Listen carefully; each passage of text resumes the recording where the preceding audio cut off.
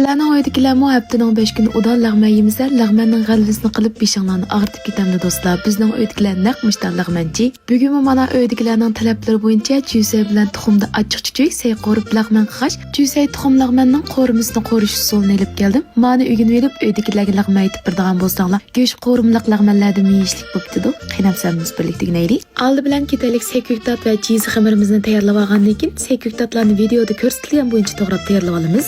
Ishlatayotgan ambilimni bekchi qizlar so'rab ketgansizlar, bu Nazifaning ha. Buning materiali tabiiy bug'doy yig'ini xomashyo qilib ishlagan, o'ziga ason suv sumirib olmaydi, bakteriya bo'lib qolmaydi. 4 tal kauchuk puti bo'lg'achqa oldi-keyniga yurib ketmaydi. Intayin qulaylik ham ishlatishchanligi yuqori ha do'stlar. Sekyuktatlarni to'g'rab olgandan keyin bir qachiga 4-5 tal tuxumni chiqib yaxshi aralashtirib olib, orqadan qozonga muvofiq miqdorda moy qo'yib, moy qizigandan keyin tuxumni to'kib, tuxumni oldi bilan qo'rib, buni elib olib turamiz. Undan keyin qozonni qiyib qolgan moyga samsaq, so'ng piyoz, zanjir, lapizlarni bir vaqt mizlik bir qichiq qo'raymiz. Undan keyin qo'rimining rangidan chiroyli chiqish uchun bir qo'shiq lazjangni silib, biroq qurarlashtirib o'tgandan keyin muvofiq miqdorda suv qo'yib, 6-7 minut qaynatib, lapizni pishirib olamiz. Undan keyin eng oxirida jusay qo'rib ilib olgan tuxum, azroq tuzlarni bir vaqt silib, biroq yaxshi bir qo'rib o'tgandan keyin oxirida qo'rimning suyining shirinligi chiqish uchun azroq kraxmal suvi berib etib, bir ishga aralashtirib, qo'rimni silib olgan chupning ustiga asaqlam tayyor bo'ldi. Agar uyda cho'nglar va bolalar bati achchiq yemay qolammi deb qolsanglar, lapizni samsanglar bo'laverdi hujum do'stlar. Jusay bilan tuxumdan mushanda qo'rim qo'rib, lag'man chupi bilan